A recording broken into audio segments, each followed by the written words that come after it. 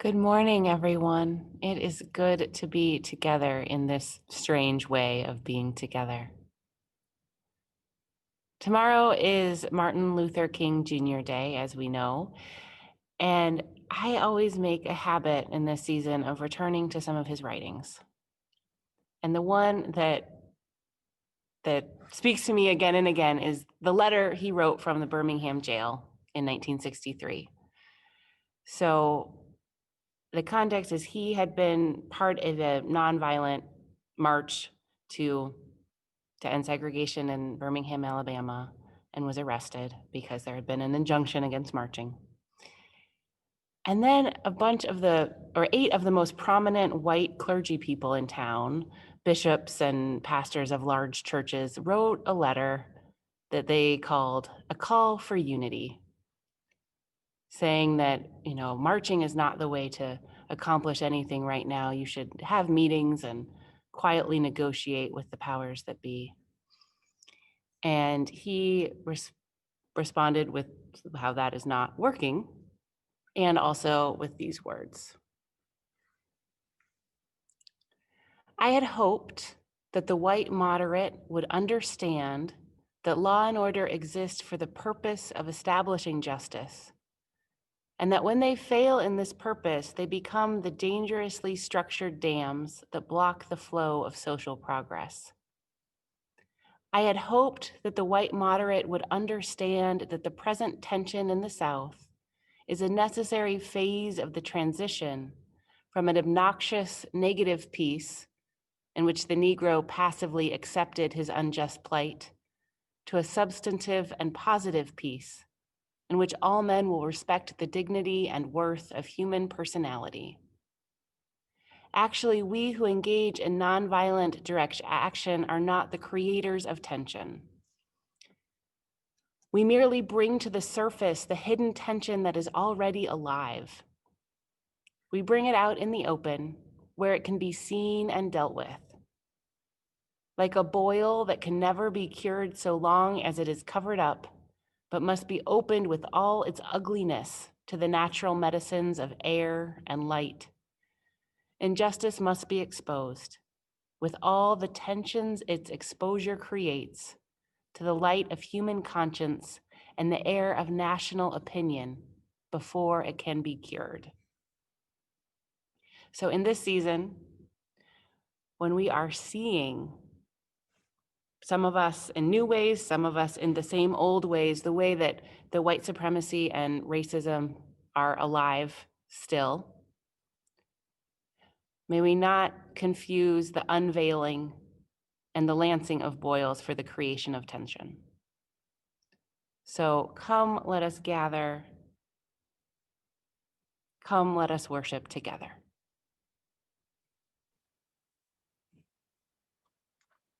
Good morning. I'm Tim Bardick, and I'm here as a member of the Sunday Services Committee. I'd like to welcome all of you to People's Church, and a special welcome to anyone who happens to be visiting this Zoom service. People's Church is a member congregation of the Unitarian Universalist Association, and we're part of a long tradition of liberal religion.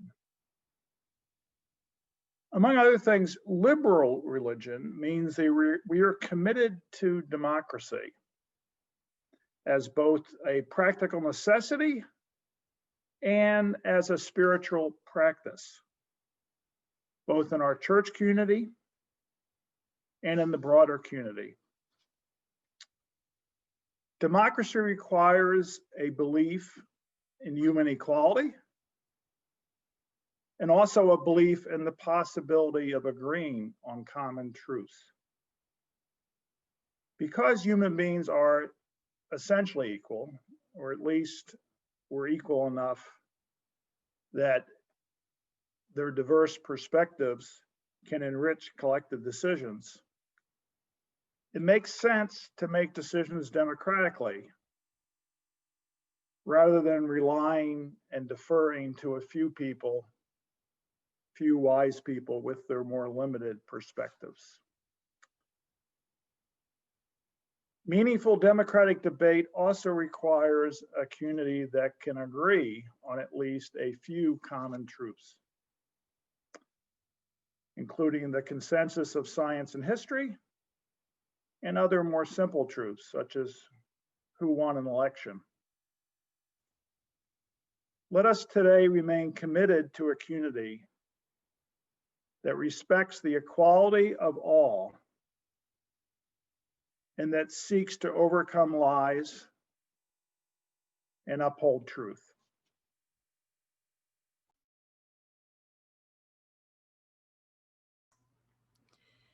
Good morning from me. Can you hear me? Great. I was having trouble with this mic earlier. Whenever we sing together, I invite you to find a good posture to enable proper breathing, or feel free to just listen along. Here's our first song.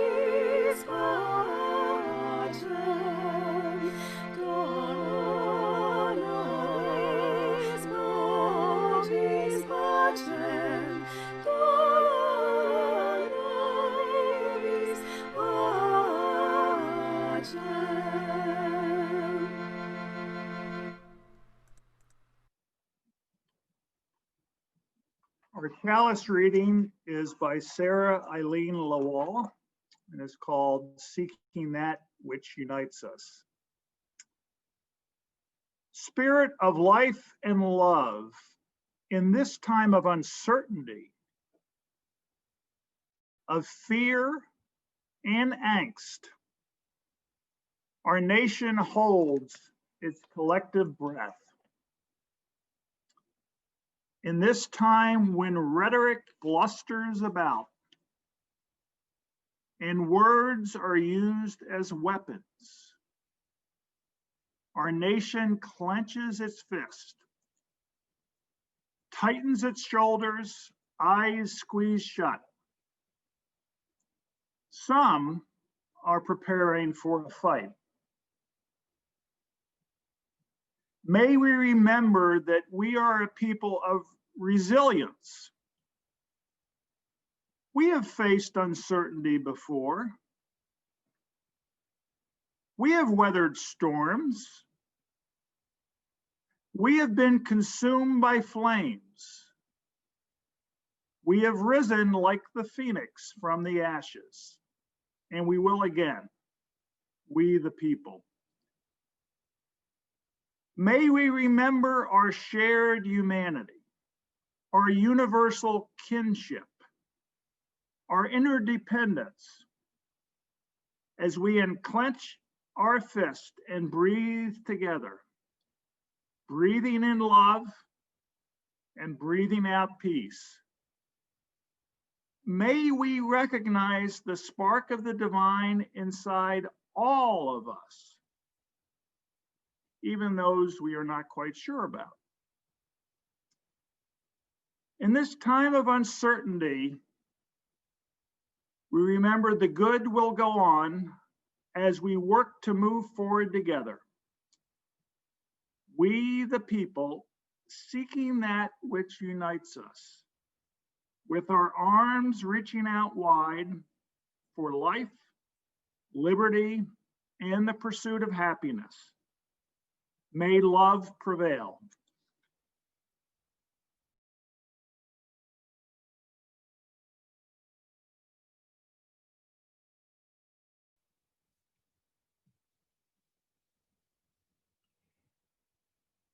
Our story today is about a man named Rip Van Winkle.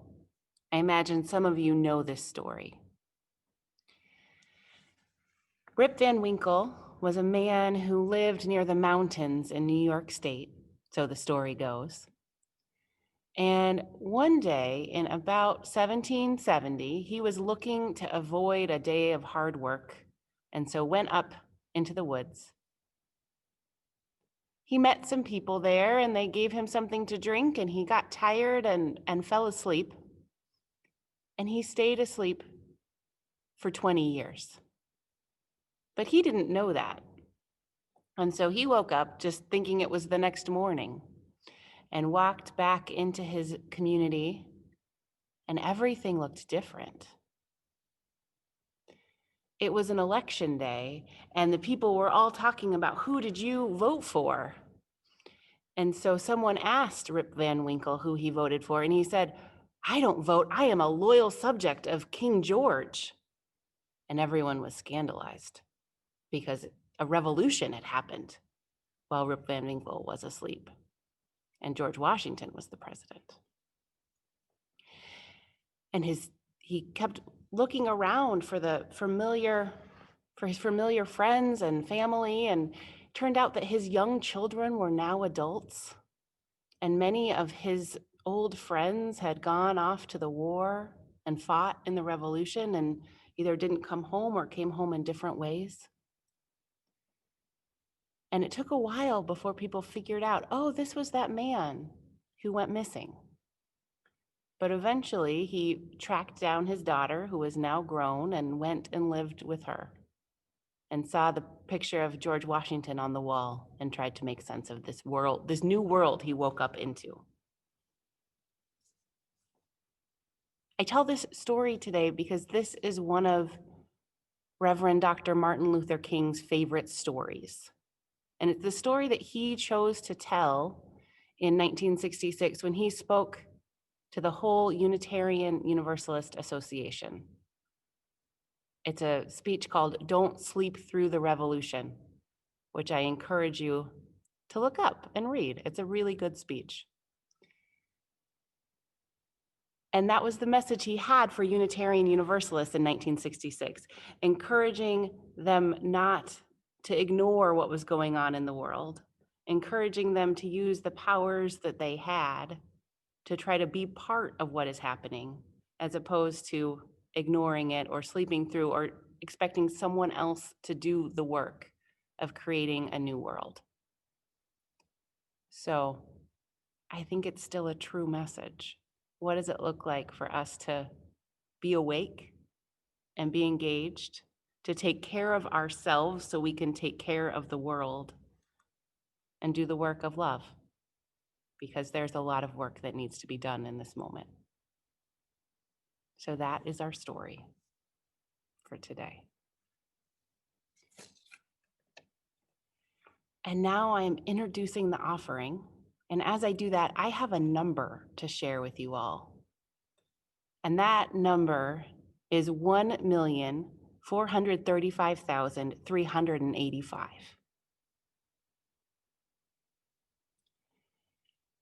So if we were in person, I would invite you to guess what that number means, but that we can't really yell out in a way that is not just total cacophony on Zoom. So that number is the amount of money that people have given to the capital campaign at People's Church over the last 9 years. So I'm going to read that again because it's a truly astounding number. Your generosity is amazing. So that is $1,435,385. It's amazing. So people are generous, and having the debt retired on the new building, the new construction, which none of you get to visit right now, but is still here and is still looking great, is in sight. And so I am hopeful that when it is safe for us to gather, whenever that is, we will be able to have a big mortgage burning party. A bonfire, maybe some s'mores. I don't know. We'll put our party planners on it. But this is truly amazing that we are almost out of debt. So thank you all for your generosity. It has made such a difference and will make such a difference when the building is accessible to all of us again. So thank you for your generosity, and please keep being the generous people that you are. The offering will now be received.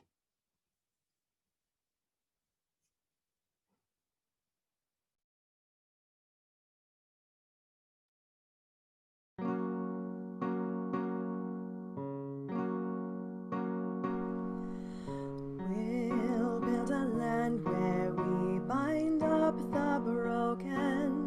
We'll build a land where the captives go free, where the oil of gladness dissolves all mourning. Oh, we'll build a promised land that can be. Come, build a land where sisters and brothers, anointed by God, may then create peace, where justice shall roll down like waters, and peace like an ever-flowing stream.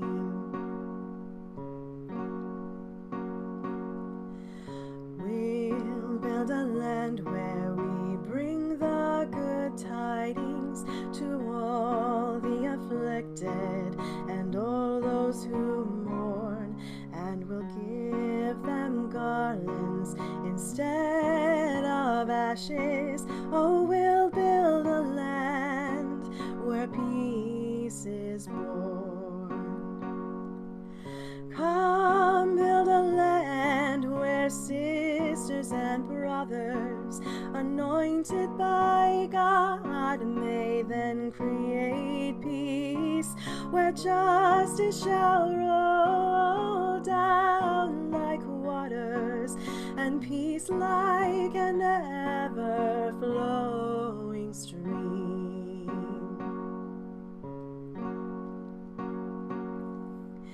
We'll be a land building up ancient cities, raising up devastations from old, restoring ruins of generations. Oh, we'll build a land of people so bold. Come, build a land where sisters and brothers, anointed by God, may then create peace, where justice shall roll down like waters, and peace like an ever-flowing stream.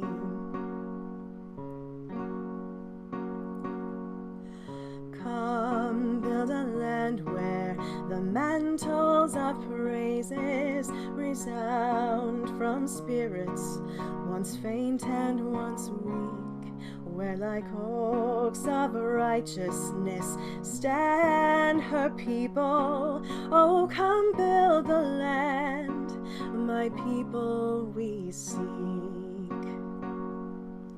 Come, build a land where sisters and brothers, anointed by God, may then create peace, where justice shall roll down like waters, and peace like an ever-flowing stream.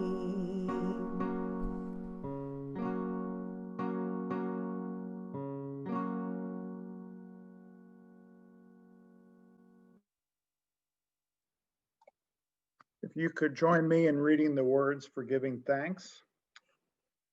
From the countless gifts we each have been given, gifts of life and love and sustenance. We bring these small portions to share in the works of love, which none of us can accomplish alone.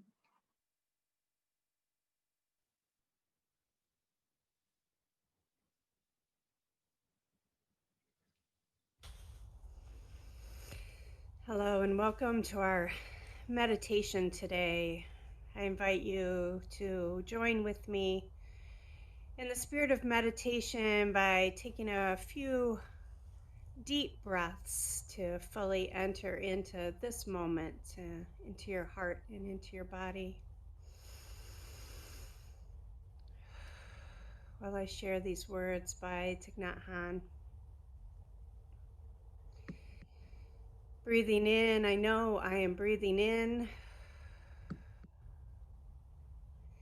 And breathing out, I know that I am breathing out. Breathing in, my breath grows deep. And breathing out, my breath grows slow. Breathing in, I dwell in the present moment. And breathing out, I know that this is a wonderful moment.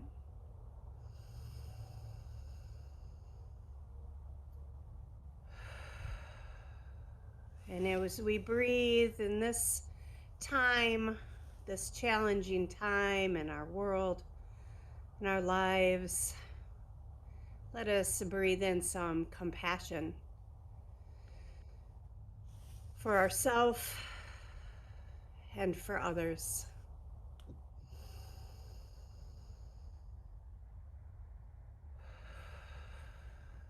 And as we do that, let us just invite our hearts to open and to soften.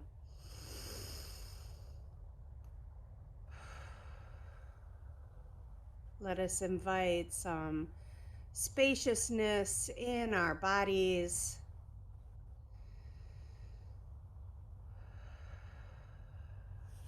Regard ourselves with some gentleness and tenderness.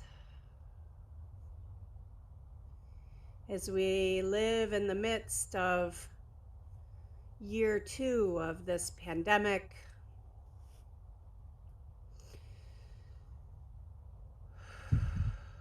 with political divisiveness and instability,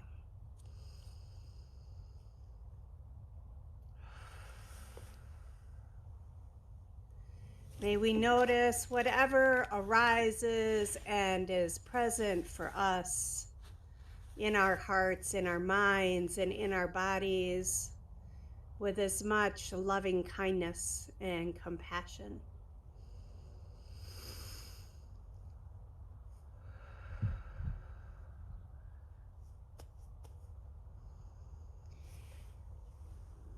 And as we notice, let us invite these sentiments by Thich Nhat Hanh. Breathing in, may I notice the source of my fear.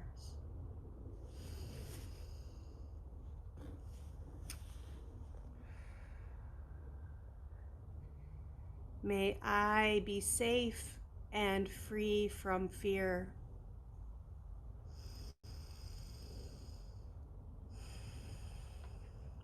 May I be happy and at ease.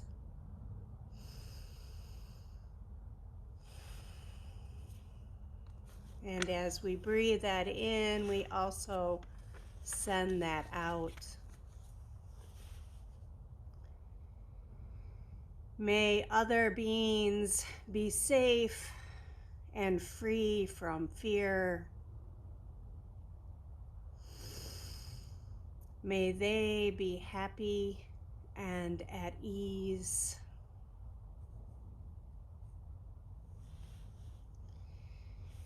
May all beings see the source of their fears.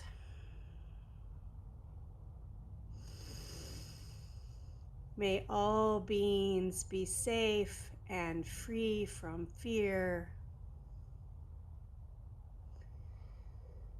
May all beings be happy and at ease.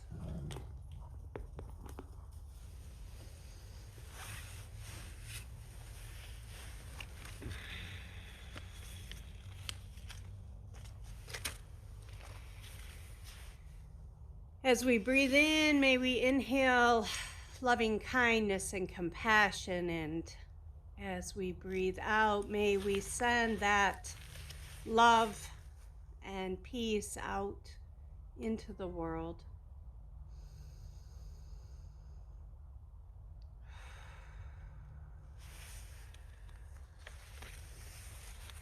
And as we close our meditation with this prayer, may we be filled with mindful awareness, with deepest wisdom,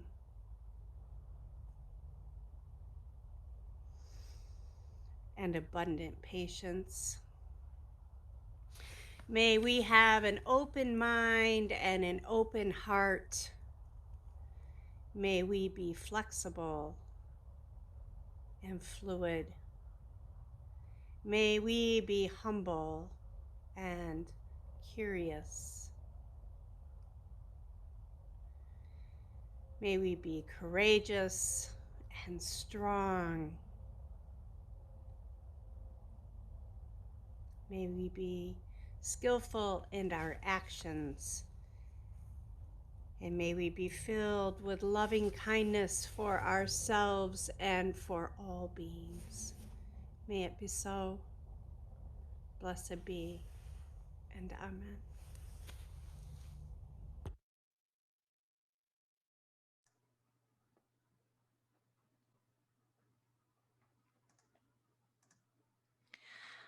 Our next song is number 88 in our gray hymnal, if you have that handy in your home. Otherwise, I have just left the lyrics in the chat. I'll give you a second to get there. We'll sing it live together. Calm soul of all things, make it mine to feel amid the city's jar that there abides a peace of thine I did not make and cannot mar. The will to neither strive nor cry, the power to feel with others give. Come me more, nor let me die before I have begun to live.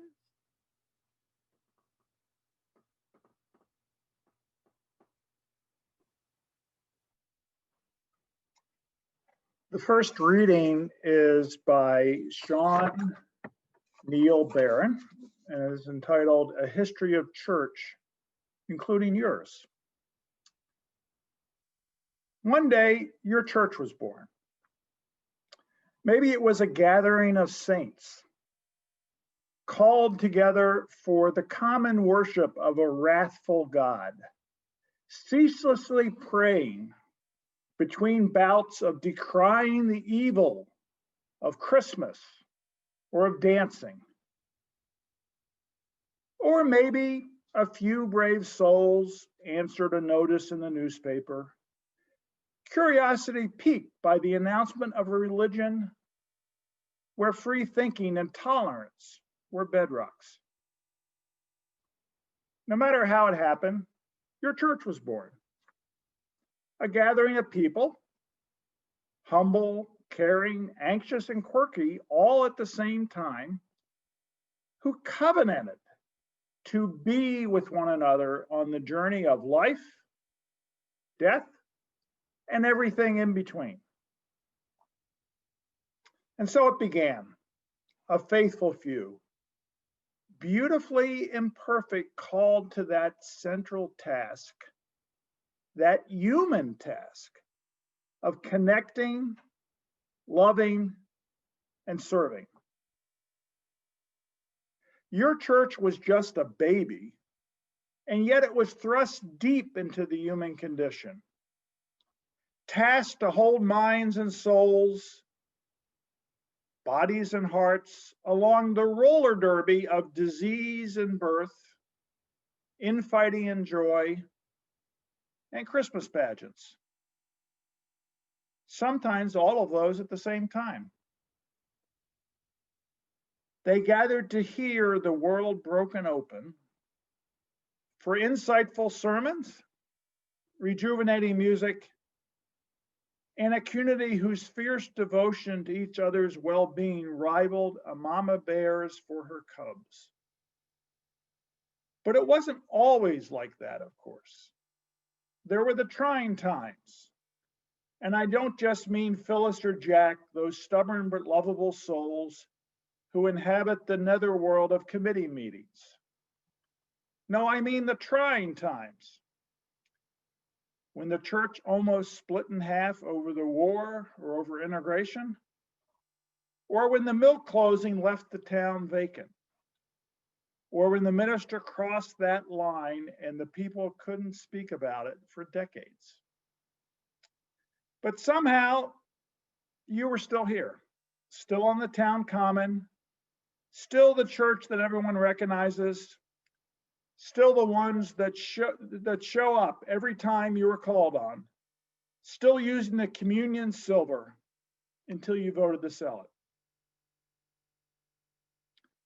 New people came, and they changed things. Small things, big things. Things that nobody noticed as it happened until suddenly it was hard to even recognize anything anymore. That was a hard moment, a tearful moment. And other things changed too. The proclamations about God, once heard loud from the pulpit, softened. Wrathful became loving. Distant became intimate. Mandatory became optional. After the war, the nursery and RE classrooms were overflowing. Each baby dedicated reminded the church of the incredible beauty of life and the gift this community, all huddled around baby, would bestow upon this child. The history of your church is more a story of the determination of love to break forth than it is about chalices, sermon discussions, or social justice committee meetings. The history of the church is the history of human enterprise, evolving in its sights and its sounds, yet revolving always around its core. The history of your church is the gift of potential and momentum, of baggage and personality. The history of your church is the launch pad from which you spring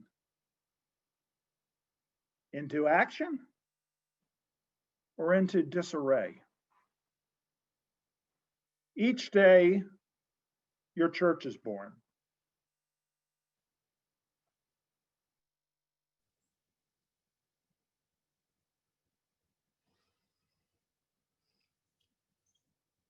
Our next reading is by Adrienne Marie Brown. It's entitled, What is Unveiled? The Founding Wound. A body is always a body, individual or collective, whole or in many pieces, alive or, later, dead. A body is always vulnerable. A wound is always a wound, singular and deep, or many cuts, slowly, blood everywhere.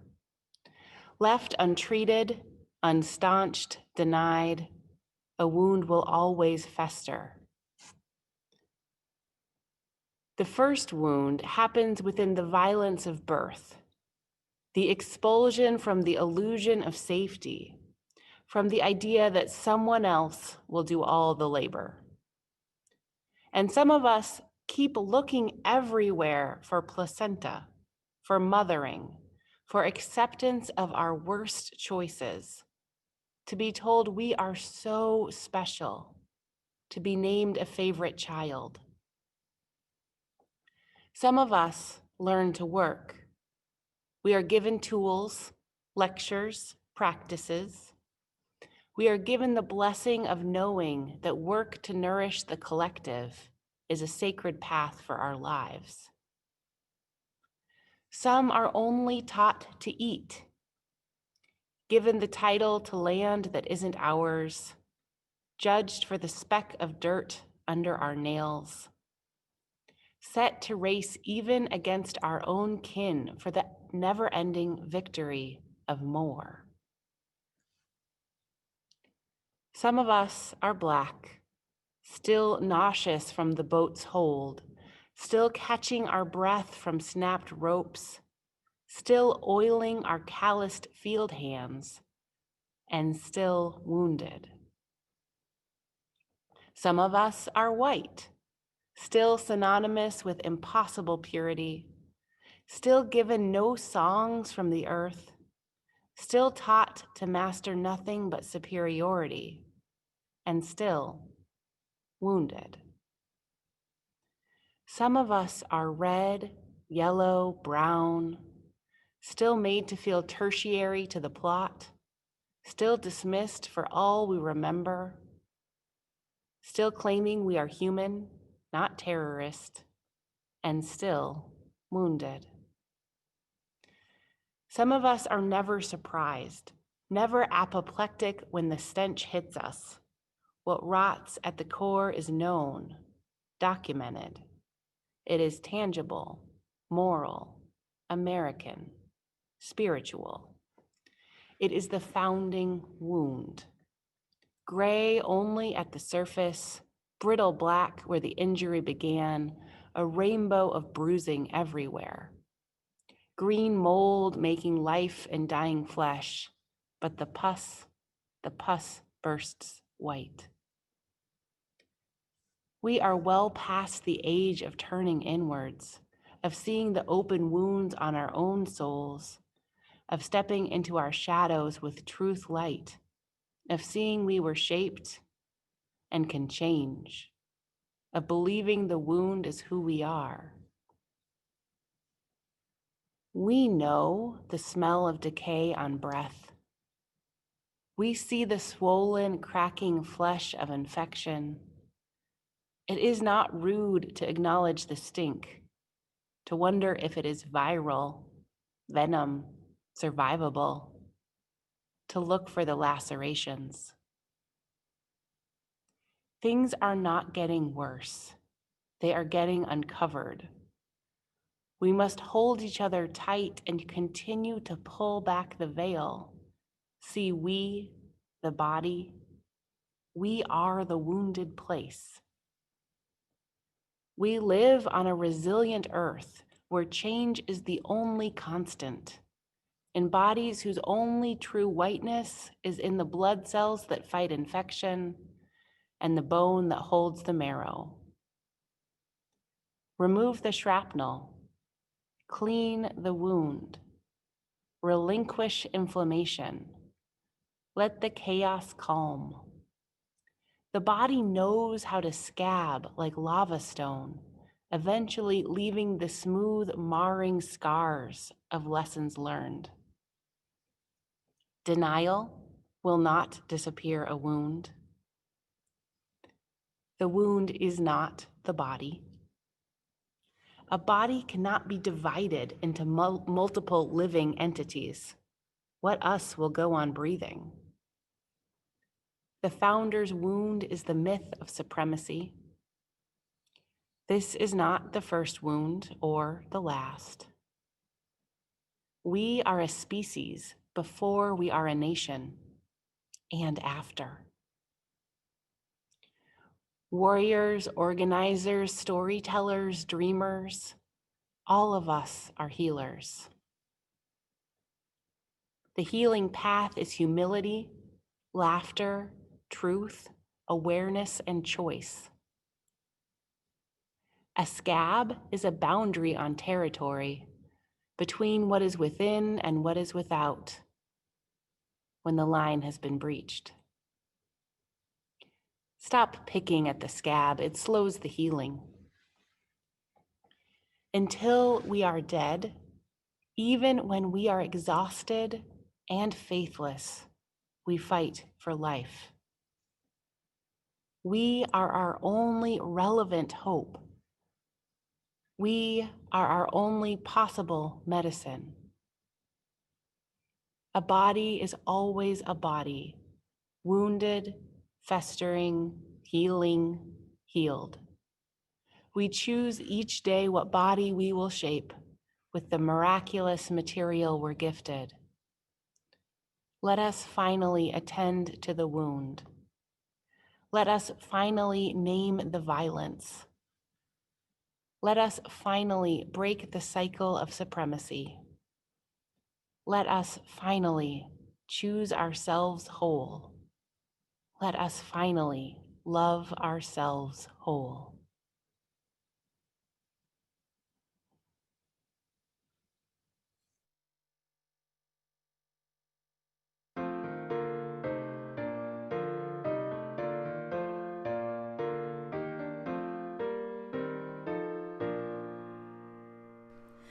As tranquil streams that meet and merge and flow as one to seek the sea, our kindred hearts and minds unite to build a church that shall be free.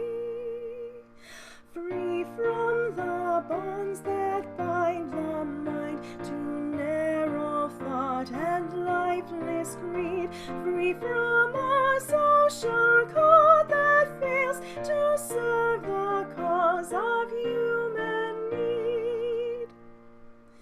A freedom that reveres the past but trusts the dawning future more, and bids the soul in search of truth adventure boldly and explore. Prophetic Church, the future waits your liberating ministry. Go forward in the power of love, proclaim the truth that makes us free.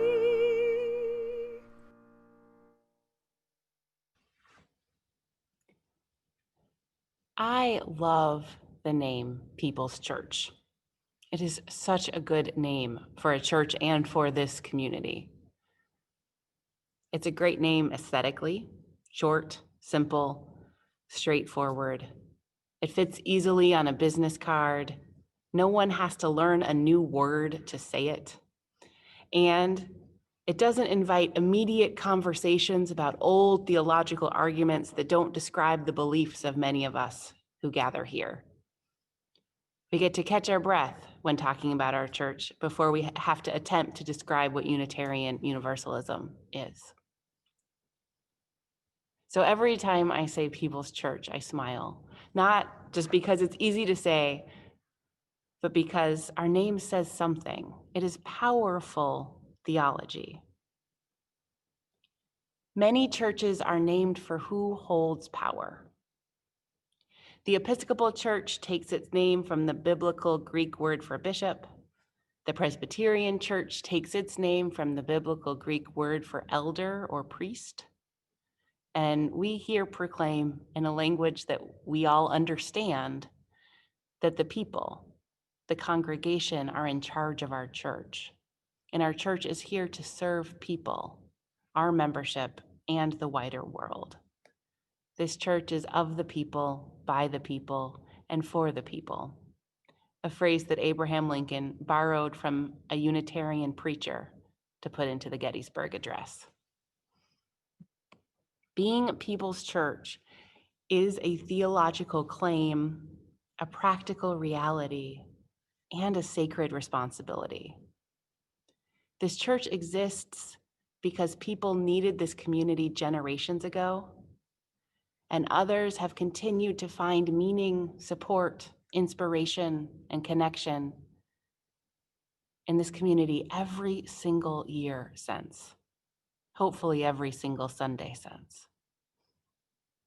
People's Church exists because of generations who have built it to what it is, who have given their time, talent, and money to this community, who have done the works of love which none of us can accomplish alone. It will continue to exist because each of us chooses to take on this mantle and carry it forward. But how did we get here? Our form of church governance, with the congregation as the highest authority, is called congregational polity. And this congregational polity is among the oldest things about our Unitarian Universalist tradition, much older than our use of the words Unitarian and Universalist. Congregational polity is the form of church governance established by the Puritans and the congregations they founded in what is now Massachusetts in the middle of the 17th century. The Puritans came to this form of church governance through their close reading of the Bible, and it was a radical idea.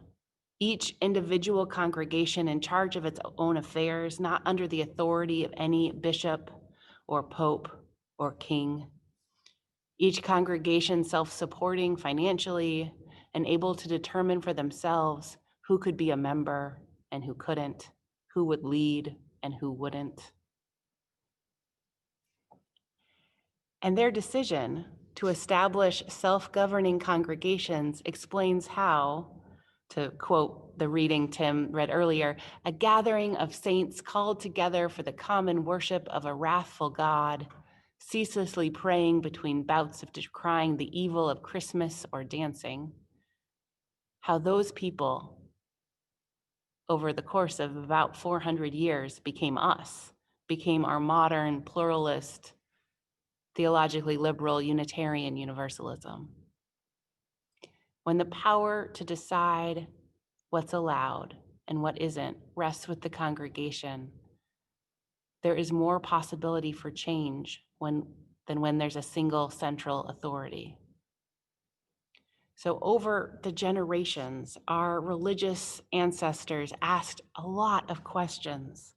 Questions like, do you need to have had a personal conversion experience to be a member of the church?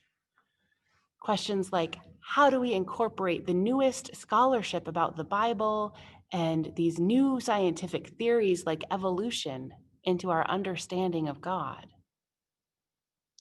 Questions like, do we all need to believe the same thing to be a church together? Or how can we be a church for humanists?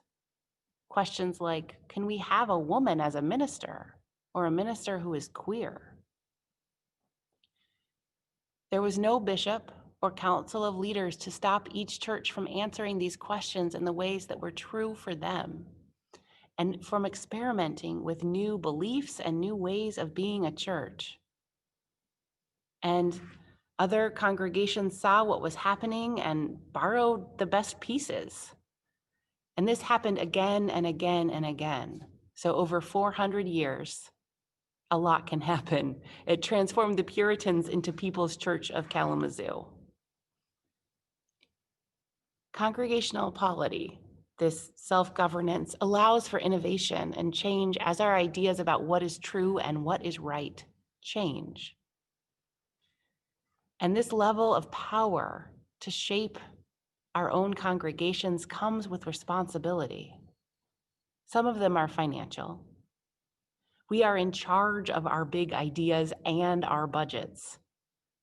This congregation, like all Unitarian Universalist congregations, funds itself. There is no central pot of Unitarian Universalist money that is there to support us if we need it. We are, for the most part, on our own financially, which is what makes your generosity so important. And there are challenges in this financial structure.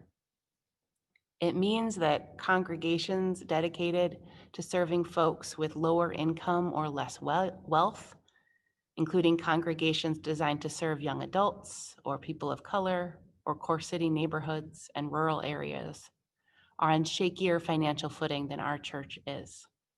This is something that we know and that some people are trying to figure out how to work through.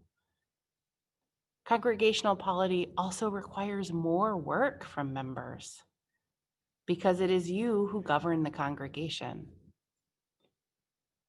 The membership has wisely decided to delegate most of the day-to-day decision-making to me, other church staff, and board and committee leaders, because some decisions, like what the RE curriculum should be, or the color of the carpet, or which songs we should sing today, would be terrible to decide as a group of 250 people. So we trust leaders in different areas of our church life to do their best work on behalf of all of us. And there are moments in congregational life that are too important to delegate, when we ask all church members to participate in governance and decision-making. The annual meeting where a budget is approved and members of the board and nominating committee are elected are one of those moments. The calling and firing of your minister are one of these moments. And we are preparing for another one, which is the revision of the church constitution. So nearly 2 years ago, the annual meeting of our congregation authorized a revision of the church constitution. It had been a while since it was looked at closely, and there were some things that we needed to change. These are the core document that describes our purpose and our governance. And there has been a dedicated committee hard at work for nearly 2 years, looking closely at our governing documents and making sure they align with our mission, our vision, and our aspirations, closing the gap between who we say we are and who we actually are. They have done some really great work, especially on our anti-discrimination statement, our current practice and bylaws of having different classifications on membership based on financial giving to the church, and in reimagining processes for congregational meetings to make them more accessible and inclusive. Because if the past year has taught us anything, it's that we don't all need to be in the same room to be church together. So right now, the Constitution Committee is working to incorporate feedback from the board and me into their drafts. And the current plan is to have drafts ready to share with the wider congregation later this spring. So this is my sort of message as I'm preparing for sabbatical. So pay attention and look at these drafts when they're ready for you to look at them. Because I know that we are smarter together than we are individually. And I have faith that some of you will notice things that no one else has thought of yet, and will make our Constitution stronger and even closer in alignment with our values. The current, very tentative plan is to hopefully have a congregational meeting in October to approve the Constitution revisions. So I encourage you to participate in this democracy over the next months. And there is no way for me to preach with integrity about our church democracy today without naming the challenges facing our national democracy in this moment. As Unitarian Universalists, one of our principles is to affirm and promote the right of conscience and the use of the democratic process in our congregations and society at large. Last week, there was an armed invasion of our Capitol building. This week, our president was impeached by the House for his role in inciting that violence. As I have tried to make sense of what is happening and the long history of white supremacist violence in our country, I found a few pieces of writing that have helped me face this moment. One was the poem from Adrienne Marie Brown that I read earlier about how this is a moment of unveiling a wound at the center of our country.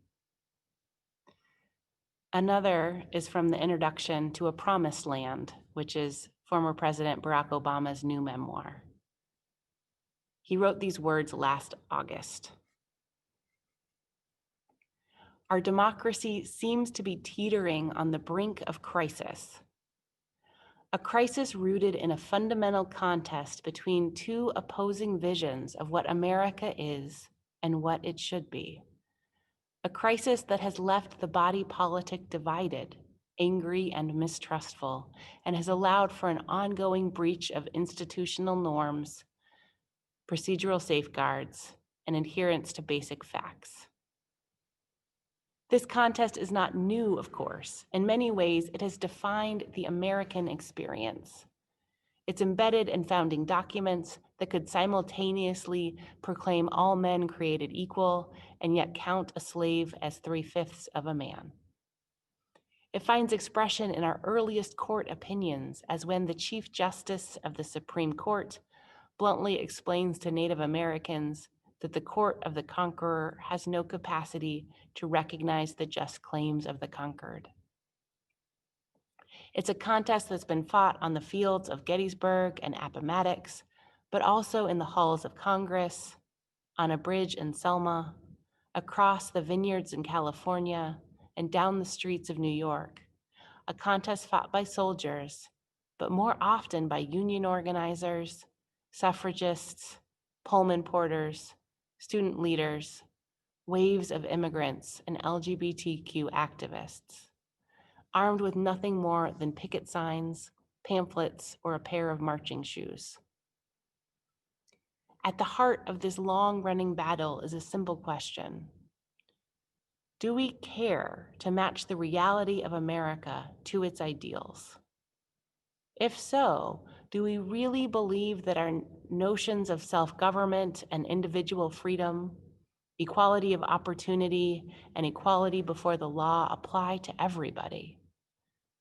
Or are we instead committed, in practice if not in statute, to reserving those things for a privileged few?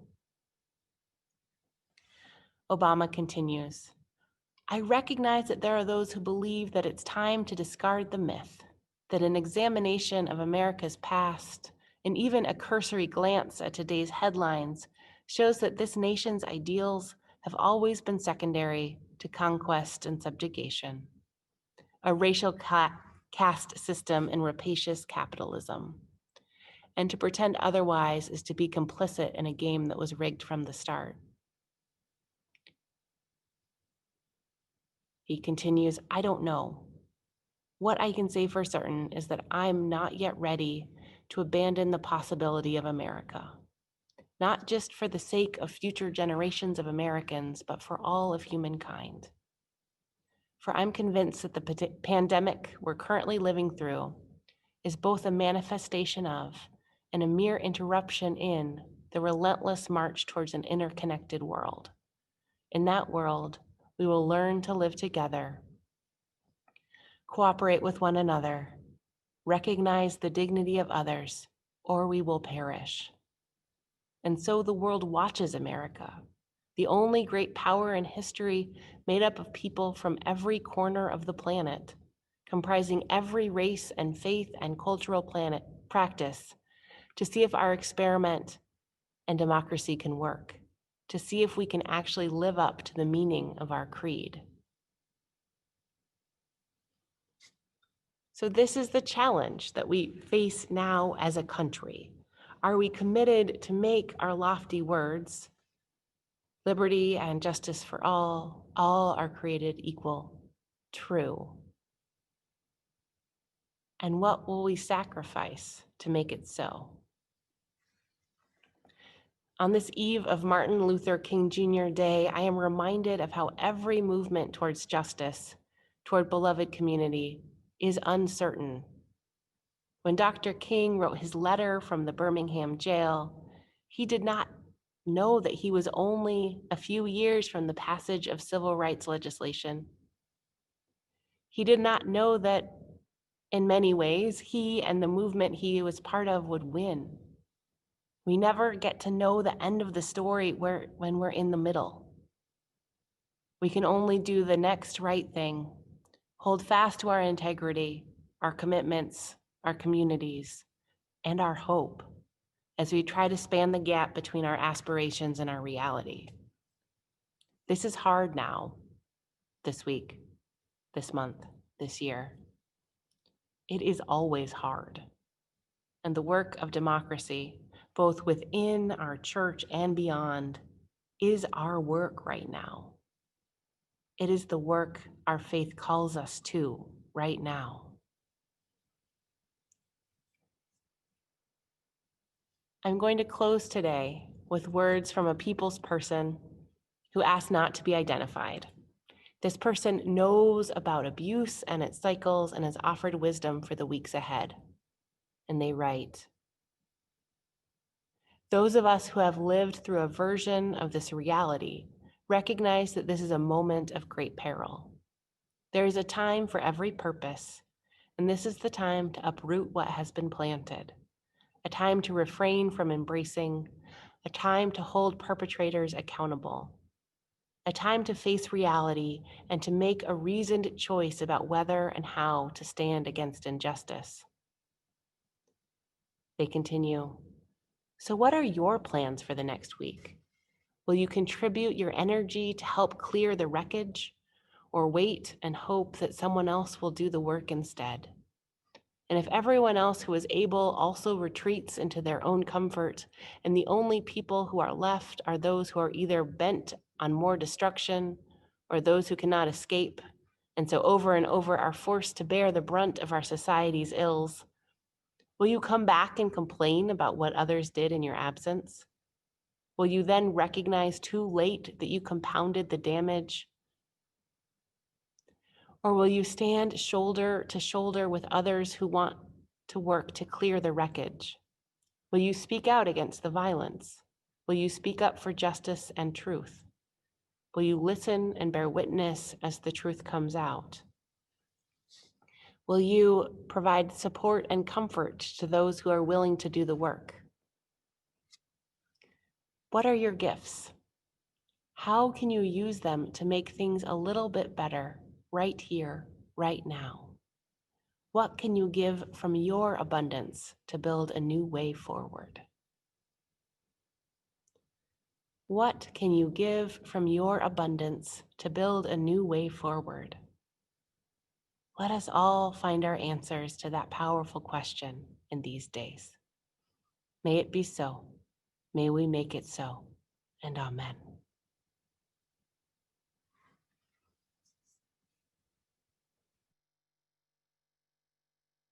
Good morning, everyone.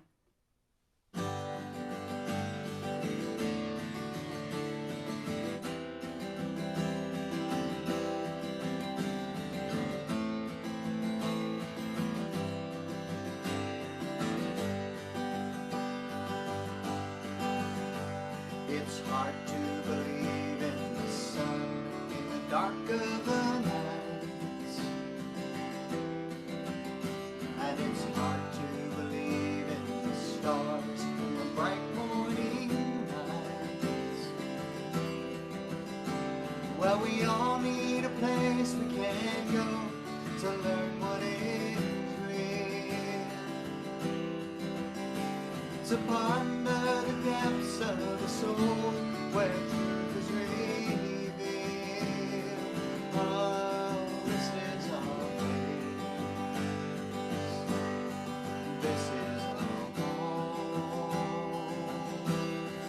Working and seeking, we're never alone. In this mortar and stone, these windows and walls, love's earthly home, He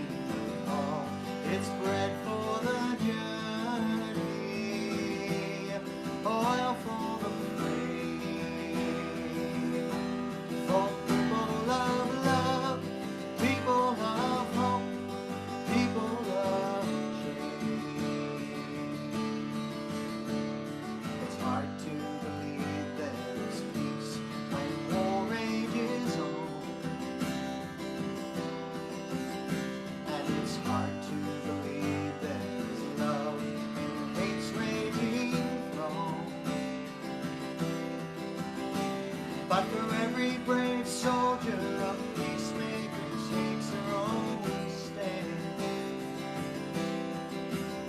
And for every soul long turned away, there waits a new hand. Oh, let it be. Let it be. Here in love's dwelling, we learn to believe. In this mortar and stone, these windows and walls, love's earthly home, we call. It's bread for the journey, oil for the flame, for people of love, people of hope, people of change. When a place is what welcomes you in, you little bit, you change it. So the promise of love can begin here in this room. Oh, here in these halls, hearts open wide, welcoming on. This mortar and stone, these windows and walls, love's earthly home, hidden the call. It's bread for the journey, oil for the flame, for people of love, people of hope, people of change. We're people of love, people of hope, people of change. We're living out love, living out hope, living out change. Sing out for love, sing out for hope, sing out for change. Now I believe in the sun in the dark of the night.